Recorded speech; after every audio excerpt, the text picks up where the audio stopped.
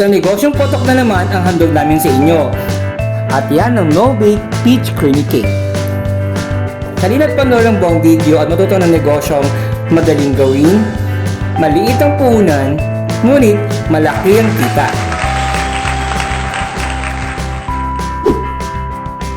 Gusto mo ba ng negosyong mura ang puhunan at sigurado ang kita? Mag-subscribe at pindutin ang notification bell dito lamang sa Namin Lifestyle.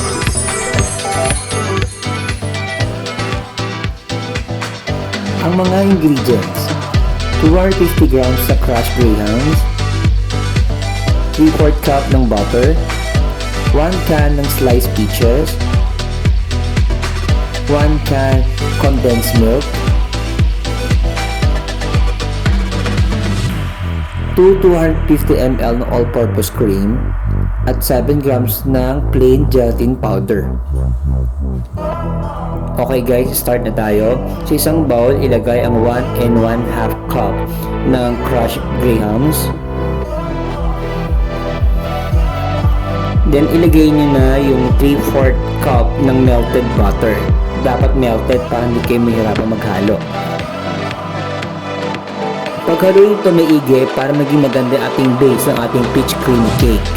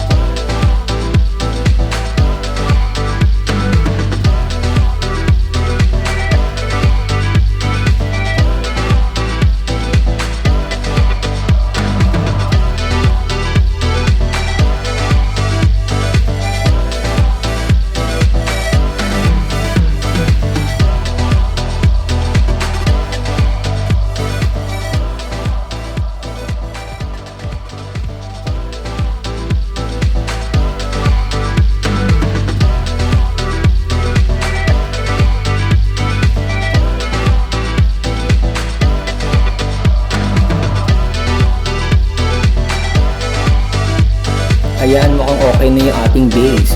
Ngayon, ilagay na natin siya sa ating pan para i-mold na natin dun as base ng ating peach creamy cake. Dapat even yung pagkakalagay para pag pinrest natin siya dun sa lalagyan, mas maging pantay siya at maging magandang base siya ng ating cake.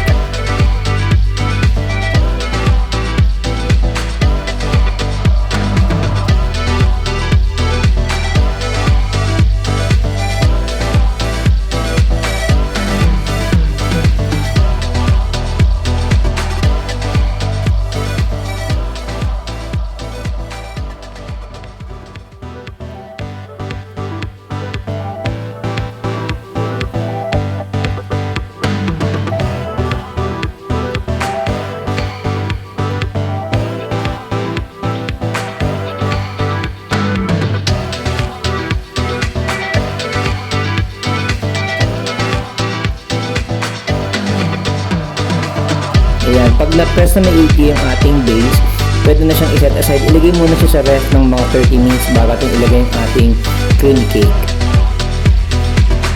Para sa ating creamy cake, ilagay na natin ngayon yung ating dalawang Nestle all-purpose cream.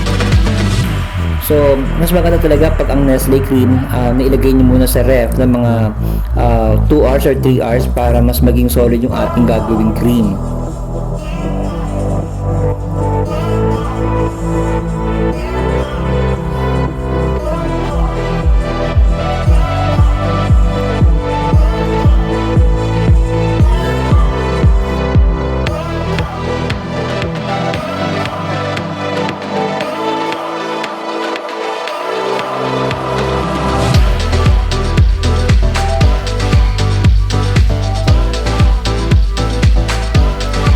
gagamit tayo ng hand mixer para i-double natin yung volume ng ating all-purpose cream.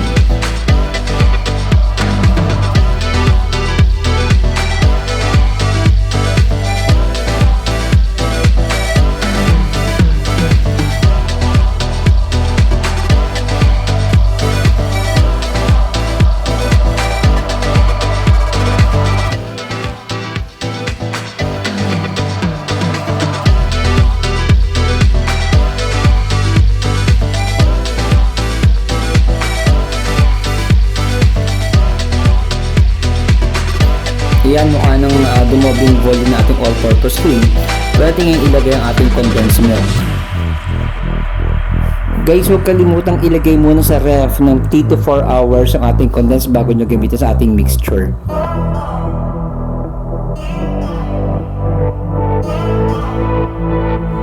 Guys, lalo na rito gamit ang hand mixer. Ako speed times 3 para mas madali ang ating proseso. Samantala guys, maghahanap tayo ng 3 tablespoon ng hot water sa ating mixture with plain gelatin powder na 7 grams para mas maging stable mismo yung ating cream pag nalagyan na siya sa buong pan.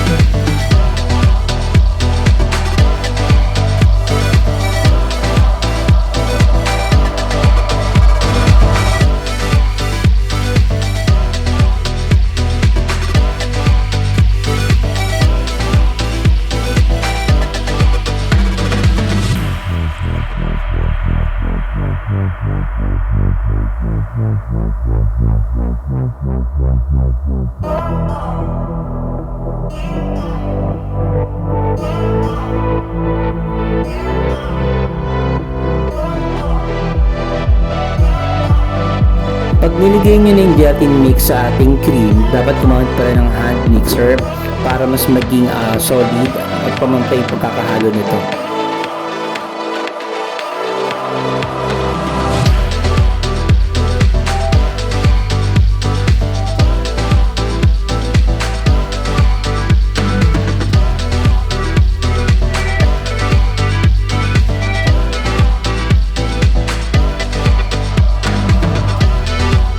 Ayan, mukhang okay na ating cream. So, pwede natin kuhain ngayon yung ating pinalamig na base kanina.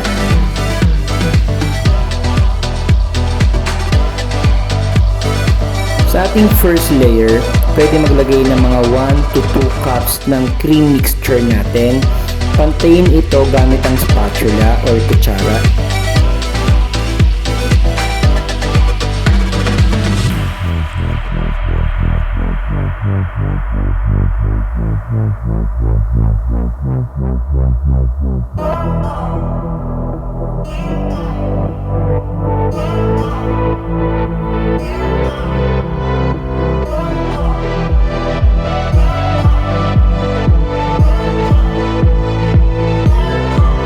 Kapag napantay na yung cream sa first layer, pwede nilagay yung mga peaches. Sa kanya-kanyang diskarte na paano i-arrange yung peaches, ang dapat lang sa lahat ng hiwa ng cake mayroon makukuha ang peaches. We are now ready for the second layer. Again, maglagay lamang ng 1 hanggang 2 cup ng cream mixture natin. After nun, pag napantay na, bigyan na uli siya ng peaches sa ibabaw. Siyempre, dapat ilabas yung creativity ninyo. Mag-discover nyo pa i-design yung inyong cake.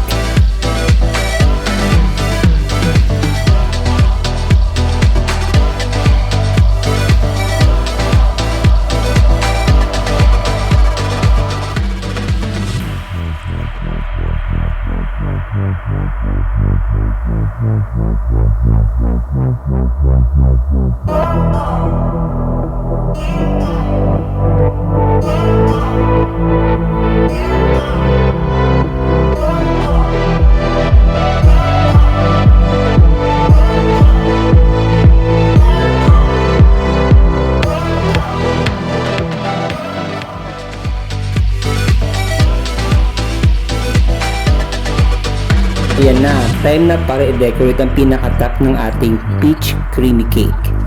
Kanya-kanyang diskarte, alam ko naman kaya nyo yan.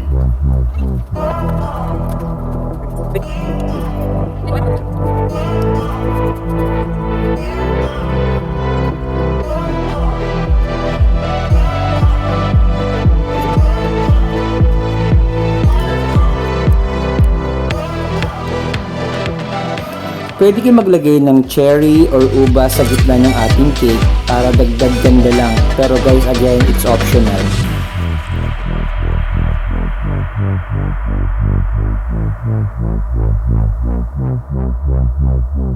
After decorate yung cake, ibalik ito sa ref. I-serve lamang after ng 4 to 5 hours para mas malamig pa siya at solid pa mismo yung ating cake. Guys, ito mismo ang itsura niya after natin siya dilagay sa ref at bago i-serve.